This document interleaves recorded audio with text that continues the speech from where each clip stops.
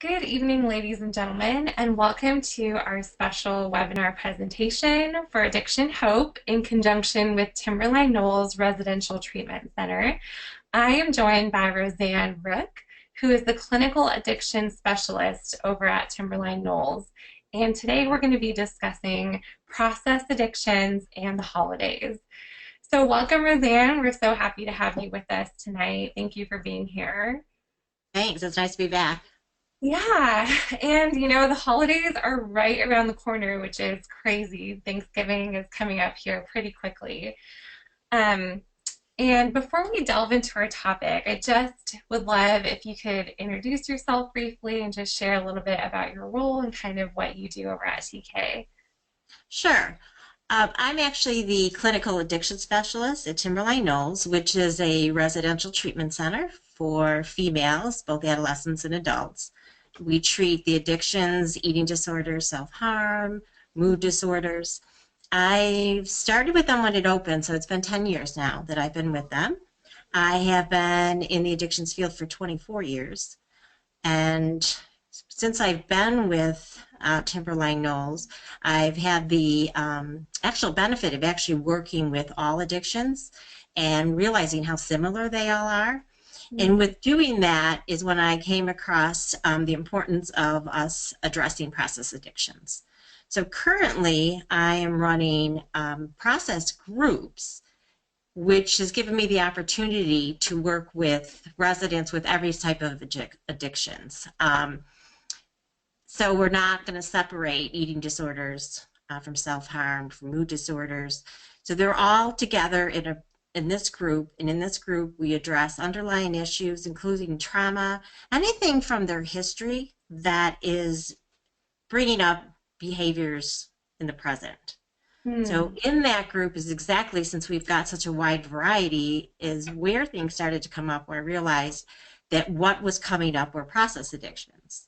So also with that, I started to do some traveling. So two things: I travel locally and nationally to present for Timberline Knolls, and I also do the training at our facility, 12-step training, also how to apply the 12 steps to process addictions. Wonderful. Thank you so much for sharing that. And I think this is such an important topic. When people think about addiction, I think it's automatically assumed it's a substance like drugs or alcohol, but really, there's a whole kind of other field here of addiction, which brings me to my next question, which is what exactly are process addictions, and can you kind of help explain that a little bit? Sure. So like you said, I think that, most people think of addictions as actually being drug, alcohol, some sort of a substance. When we're talking about process addiction, we're talking about being addicted to an actual behavior, process, or an activity. Hmm. So what happens is the same brain activity, the dopamine that happens with substance abuse also happens with certain behaviors. Those would be, to give an example, would be gambling, sex, love addiction, work, food, that would fall into that tool, the internet. So any of those that actually tends to be a process is what we're talking about. In and of itself, a lot of those activities are very normal. There's nothing wrong with them. People find pleasure in them. But when it becomes a problem is what we're talking about. It's when this becomes out of control and it starts to affect the everyday life. And actually fitting the same criteria as drug and alcohol. So the criteria in that being, which would be hard to understand, is that with these process addictions, you actually can have tolerance, meaning that pretty soon you need to do it more often, a longer period of times. There's also the loss of control when people try to cut back or stop and they can't. Right. There's when your life becomes revolving around it, whether it be the obsession of it, picking the behavior over your family or friends, or to lose things for it. It could be your job, it could be your family. So it's the same thing that happens with any kind of an addiction, is they're having the same consequences, the same sense of loss of control. Right. Thank you. That's so helpful to understand. I think, that really it does open up a lot of different things that kind of mimic that same behavior of a drug addiction or alcohol addiction. Right. So let's talk a little bit about the holidays. What do you think it is about the holidays that can be triggering for someone who is struggling with the process addiction, or maybe even someone who is in sobriety but is triggered by the holidays and then kind of veers into something Right. else? And that's a perfect point, is exactly if you are suffering or have been suffering from alcohol or drugs, and Mm, when the holidays come up, I think there's a lot of precautions on how to handle not relapsing, putting yourself in the right kind of situations. However, if they're not aware of one having a process addiction or the understanding that the cross addiction can easily happen. By that I mean is all addictions, including the process addictions, affect the dopamine so that the mhm, high in the reward center is the same. So where a drug actually will enhance this pleasure by the substance, somebody's behavior actually gives you that same high. They mm, start to chase that same reward. mhm, And they get, when I talked about the earlier consequences, it starts to get out of control. So if we're talking about the same brain area, and we're going to talk about people that, remember, have this addictive gene. It's not going to be anybody that does these things during the holidays, because I think everybody tends to overshop, yeah, overeat, go to more parties. We're going to talk about when it's hitting a person to the fact that it's giving them this same high, the same mhm, kind of pace. So right, during the holidays, a lot of this is actually literally in front of our faces. It is. So we're talking about, you've got parties, food, alcohol, money becomes an issue, the expectations, whether it be what you have for the holidays, the debt, some of the limits that are being set, or you have to meet deadlines at the end of the year. mm, So that does is provoke a lot of extra, I think, stress in the sure, areas, right? And when we talked about, so now we've got this added stress because these things are just much more in your face on a daily basis. The underlying issues to all addictions are the same, mm, and the purpose they serve is the same. So the whole purpose is to either avoid, right? Avoid a feeling, numb a feeling, feel excited, and all those are used in order to not deal with feelings. So right, now here comes the holidays, and what do we have based on all that is it's very well known for people being more depressed, uh, yeah, lonely, feeling they're supposed to have a family, anxiety, social anxiety. You're put into situations with a whole lot more parties, Christmas and the whole shopping season. Um, People, it puts them out into an area like, oh, great, I could go shopping. And yet pretty soon it gets carried away. And it's very easy to assume, well, that's just what happens during the holidays. And often it is. Again, we're mm, going to talk about somebody that's going above and beyond the money that they can afford, the ability to pay that back, unable to come home, stuck mm, in the, sometimes had a woman that was in the store the whole time and her kids were crying, and once she got going, she felt she couldn't leave until the store closed. And wow, obviously at this point, purchasing a whole lot of things that she didn't need. Um, so when this stuff happens, what people tend to do is that somebody is avoiding parties. Say they stay at work longer. Someone feels they need more money to be able to avoid, like Christmas presents. They mm, work more. And pretty soon that work becomes such an addiction is that's all they can do. What they mm, realize during that work time is they don't have to deal with the rest of life. That it's productive. They're yes, meeting a goal. People actually, in something like that, it's very rewarded. It's like yeah, that. Look at the hours you're putting in and the money that you're making. mhm, It has been a major disconnect then. That exactly has disconnected from family. Trying to think of one of the other, the holidays, food and weight. Yeah. Everybody's worried about it, even if it's a New Year's resolution, exercise addiction is Yeah. a big one. Is again, it's like, hey, this is healthy, this is great. However, when it starts to be the sole purpose of losing weight, and then it gets to an extreme where you're doing it way over. It's like some people might start 3 days a week, then it's 5 days a week, and then it's an hour at a time, 2 hours at a time. Yeah. And the whole goal is whether it's to lose weight or if it's the only way they feel good with adrenaline.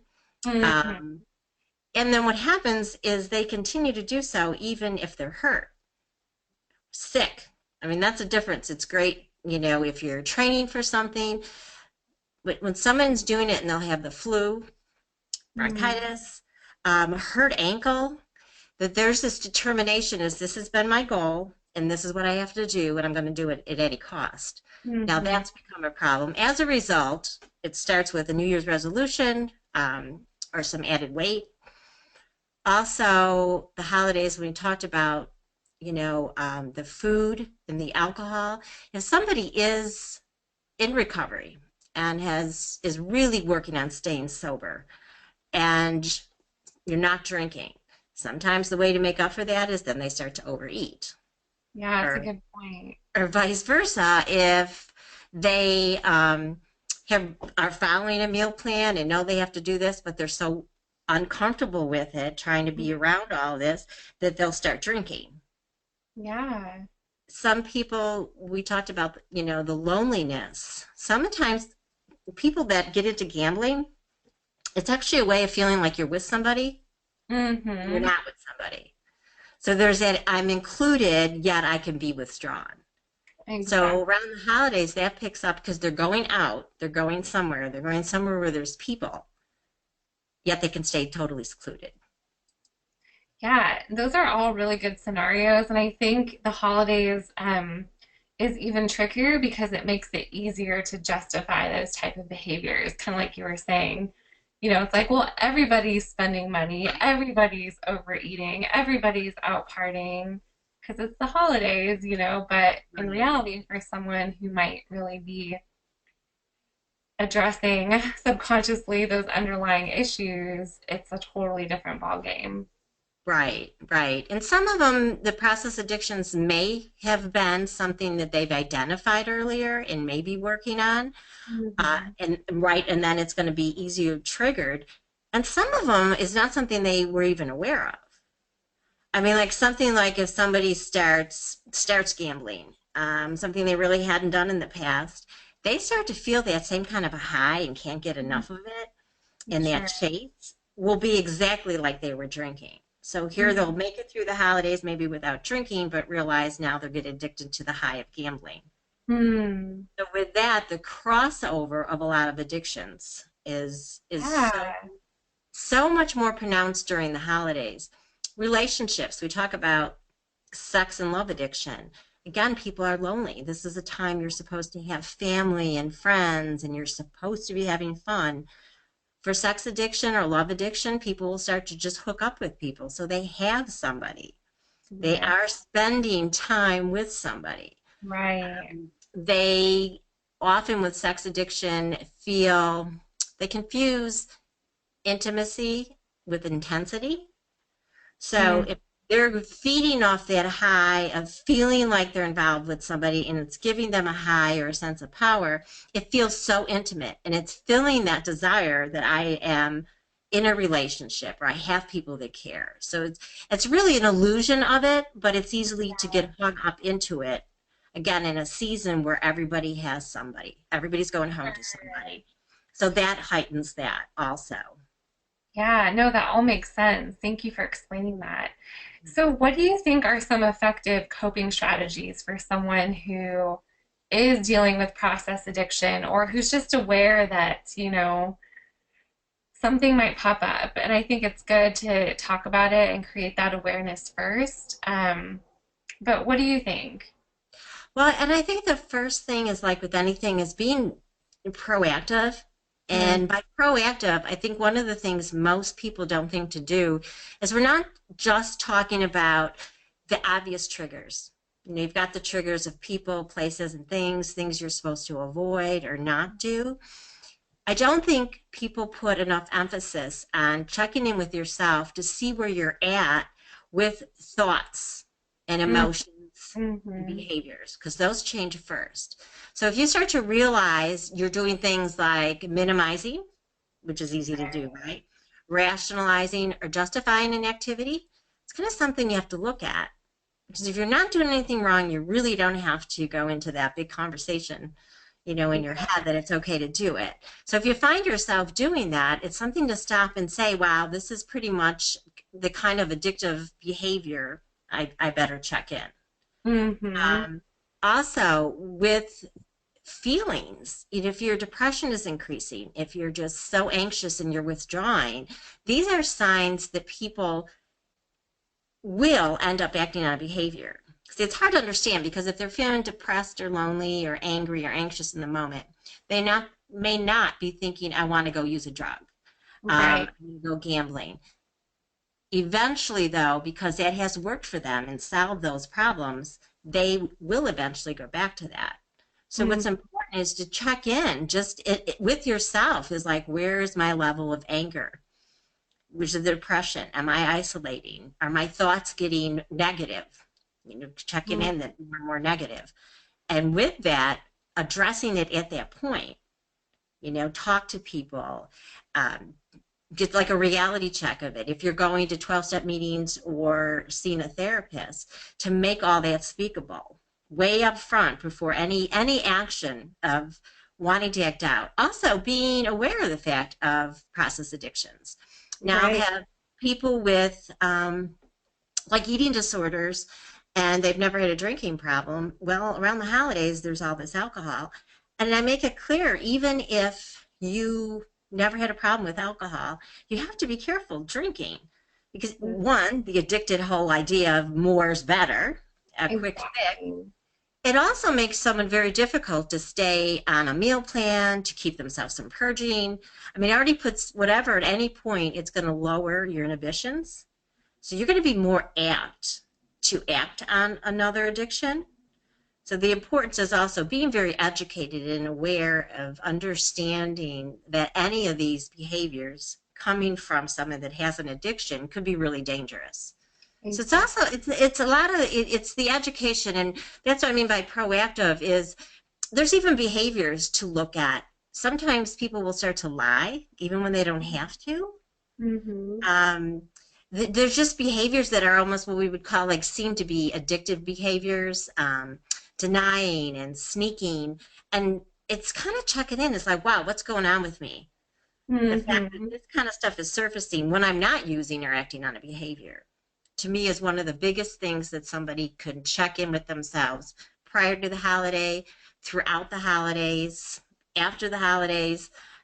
It's something that actually in recovery you should be doing anyway, but I don't Right. think people check in with all possible areas. Yeah. No, that's such a good point because um, I feel like it's something that can happen very subtly and so easily. And having that mental check-in, I think, is such a great suggestion for staying on track, in terms of where are things going. Right. So yeah, thanks for I sharing think that with another me. thing with the process addictions and being around other people is a lot of the process addictions either are socially acceptable.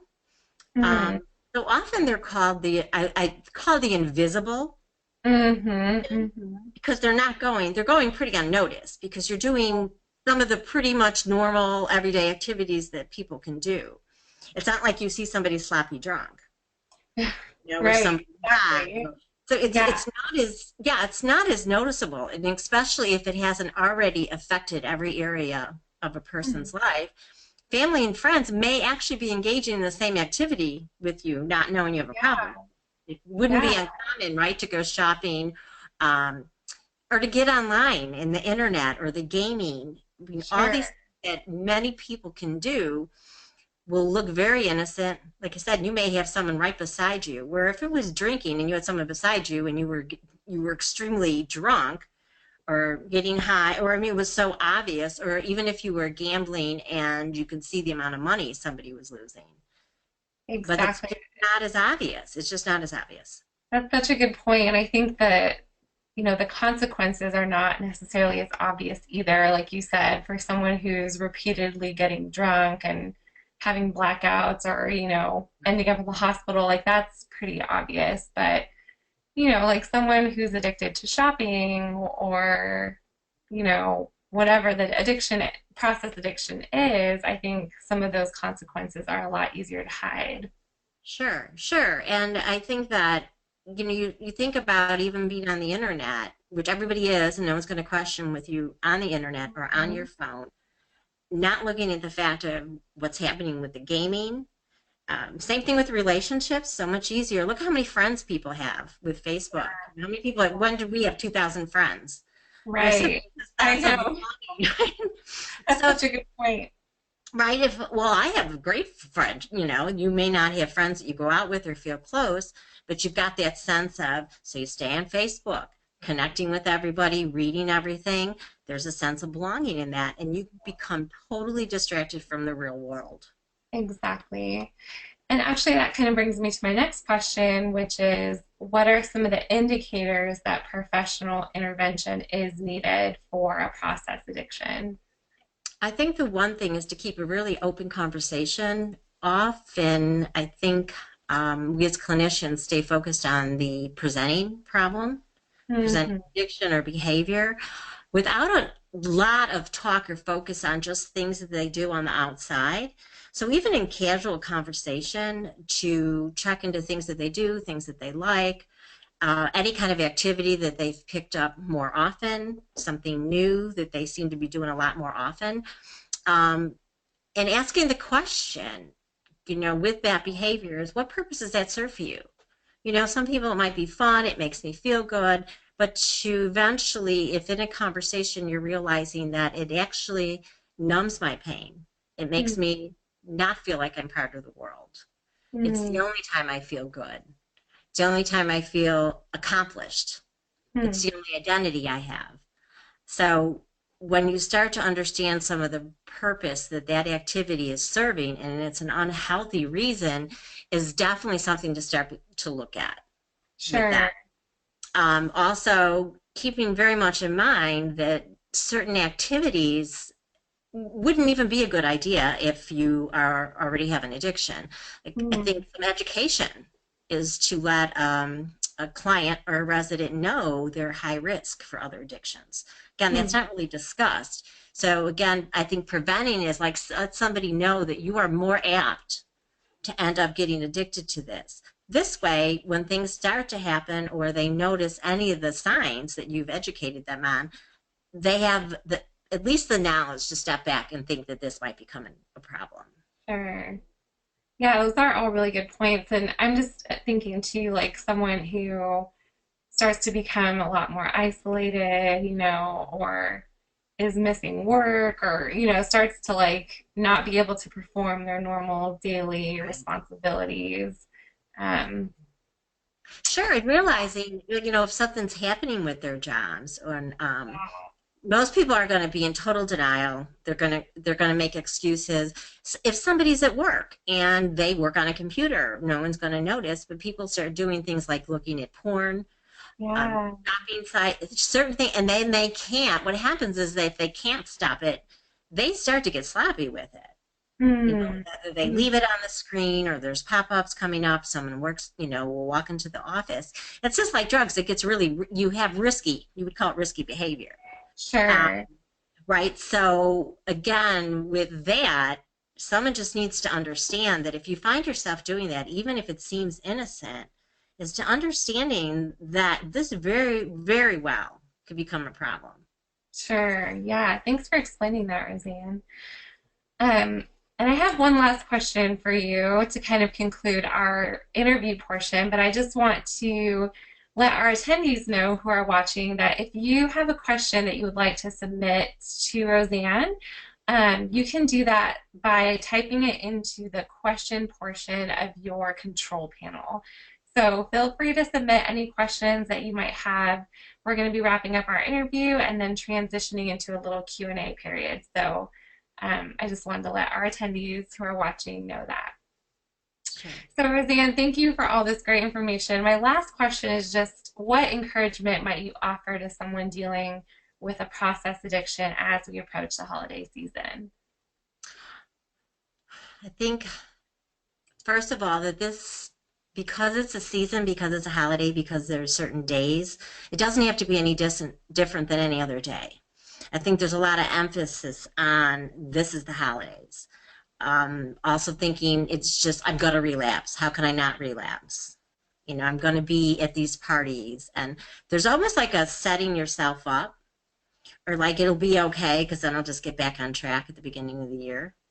So I think Mm, it's just really just to look at it and treat it like you treat your addiction on a daily basis. If you go to 12-step meetings, double up on them.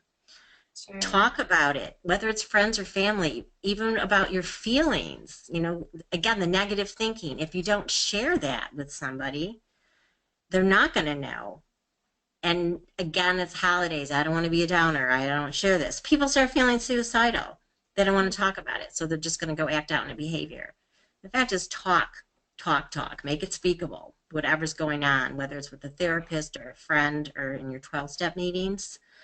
And have faith that everything's going to work out. You'll get through it. But putting something off till the first of the year only makes it harder. And if you use prayer, on a daily basis. Check in, look at where you're at. Don't lose faith that you can't do it because the fact of everybody else is having fun, everybody else is doing this. Be careful about the poor me, this victim that I can't do any of that. So pretty much just like you would with any other addiction, but I just feel be a little bit more cautious with some of the denial and minimizing. Thank you so much, Roseann. That's really helpful information. And I just appreciate you sharing your expertise and shedding light on a topic that I think not many people discuss. So thank you. And we do have a few questions here, if that's okay, if I can just read those to you. Yeah, Um, One of our attendees is wondering if social media can become a process or be considered a process addiction. absolutely. Absolutely. It's one of the ones that we put under technology. Hmm. And a little bit like what I had said is like when you think of something like Facebook or Twitter, the thing that is serving is somebody gets so wrapped up in that as as having these friends that, and if they've never had friends, that they're going to be on the computer all the time. They're going to get into or even play games where they can actually interact with other people. So it Mhm. becomes, and it has become a really, really big problem. Even texting is hard to believe that that alone actually can be an addiction. There are people, in fact, our residents, when they come into treatment and can't have their phones, I mean, they're literally like moving their thumbs. It's like, and it is horrible. And there are people that can't go without being some social media on a daily basis, whether it be the phone or computer, and it has really been detrimental, even with sex addiction. Hmm. So, say for the person that doesn't really want to have sex with somebody, but then they can be intimate through the computer, could be Sure. watching porn. So again, this has given access to so many other addictions. Hmm. Absolutely, absolutely. It's dangerous, it's sad, and it goes very unnoticed. Yeah, thank you for answering that. I appreciate it. Another attendee is wondering, do traditional addiction treatments apply to process addiction treatment? It's a great question. Absolutely. I I really can't think of any addiction that I wouldn't be able to compare it to substance. And so the criteria is the same, and actually the solution is the same. So Hmm. whether it be talking about 12-step, using DBT therapy, the breaking through denial is all pretty much the same. And I don't really, and a lot of people say, well, mine is different. And when I've been in groups and I have everybody with some sort of a different addiction, and whether it be the shopping or the relationship, sex, drugs, eating, they'll try to say that theirs is different. And in that moment, I said, if you're not, drinking, drugging, eating, not eating, purging, cutting, shopping. Um, those behaviors aren't happening in the moment, and everybody's dealing with the same underlying issues. And with that, that needs to be addressed the same way. And the same thing to stay abstinent, whatever way that would be, it also would be the same way to approach that. It would be with the therapy. And support groups. It's really important to have support groups and support groups that understand that something might be an addiction. That's the problem. Someone might totally get substance. Um, and there's still professionals that don't think process addictions are such a thing, because Mm, it's not in the DSM. However, what we're talking about is it's actually about these behaviors that are affecting somebody the same way. So if the effect is the same way, the solution is right. the same way, absolutely. That's the only way actually that I believe that something can be treated. It has to have that Mm, same approach. thank you. That was a great response. Um, let's see here. Someone else is wondering your thoughts on how do I share my struggles with family members? And I'm assuming this is Right. referring to a process Sure, addiction. sure, sure. Yeah, that's tough because it's really easy, and anybody with any addiction knows what it's like to not be validated or to be called dramatic um, or minimized because they don't see it as an issue. So I think it is something that it's touchy depending on who they need to share this with. Mm-hmm. One, I think it's important to be educated yourself exactly on what a process addiction is and how you can compare it to any other addiction. There's actually a really good book that's called, it's by Craig Nagin about understanding process addictions. Mm-hmm. And it talks about the whole process that happens in any kind of an addiction and how similar it is. And I think when you're a little bit more educated on exactly how it works, because just so many people say there's no way, or no way you could be addicted to love, or the whole thing, we'll just stop doing it. Don't Mm-hmm. go, don't gamble then don't Mm-hmm. chat. So I think you having some education and to be able to present it, how similar it is to um, a drug addiction. Also, maybe hooking them up or even going to family therapy that it can be explained, maybe not just on your side of it. And you also have to be very aware of who you're going to talk to. If you really think you're not going to get any support, I think it gets really discouraging, and it's too easy to help you deny that it's a problem. Mm. Yeah, thank you for answering that. I appreciate that. And then just lastly, to kind of wrap us up here for tonight, for people who are interested in learning more about Timberline Knolls, can you share a little bit information about that? Sure, sure, absolutely. Well, our website is timberlineknolls.com, and actually on the website you will see everything that we do treat. And what is really, I think, important in treating process addictions or very helpful is to treat them together and it be an integrated thing. And a lot of times, you really can't do that in outpatient. So if somebody is able to get into a residential program, like ours that can treat those. I mean, you can come in for mood disorder, depression, or anxiety, and start to realize that you've got these other issues. We can talk about one addiction, and as we talk about our education addiction, I had a lot of people start to realize. I had somebody realize she was addicted to tanning, and she was, based on everything she Wow. reported. The obsession with it, to giving up events, to going through physical withdrawals. She couldn't get there. So, Wow. there's a lot of you're not aware, but if you're around people or you start to hear the criteria or people hear certain people's behavior, they'll say, wow, you know what? I do the same thing on the internet, or Mm, I've started to do the same thing with my shopping. So that's, I think, is important, is to hear other people talk about it.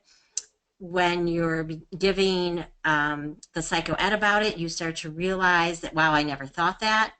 So I sure. think the real benefit, and then actually having groups, we actually have actually a relationship addiction group that we address, that all of these addictions are toxic relationships. Mm-hmm. Also, we have a moms in recovery group because there's a lot of moms that are very embarrassed to talk about a lot of these addictions, and Sure. we can discuss it. So I think the well-rounded program is Yeah. it's a benefit. It's a benefit because so many things can come up and be noticed that can't be in an outpatient program. Sure. And thank you for sharing that. And we're just so grateful to be partnering with you and Timberline Knolls. I mean, Timberline Knolls is a fantastic resource in both the eating disorder and addiction community. So, again, that's timberlineknolls.com. And that kind of wraps us up for tonight, Roseann. Thank you. I know this is a really big topic, and I'm hoping that we can do some future webinars kind of delving into it a little bit more. Yeah, because just on actually specific process addictions, you can definitely have a good hour on one of them in and of I itself. know. Yeah, so thank you so much for your time and for sharing your expertise. And for all our viewers who are watching tonight, thank you for being with us. If you are in need of any addiction resources, feel free to visit us at addictionhope.com. And we also have our schedule of upcoming webinars on the website as well. So thank you again, Roseann. Thanks for having And me. yeah, thanks so much. And to all our attendees and everyone tonight who's watching, we wish you all the best and hope you have a safe holiday season. So take good care. Bye.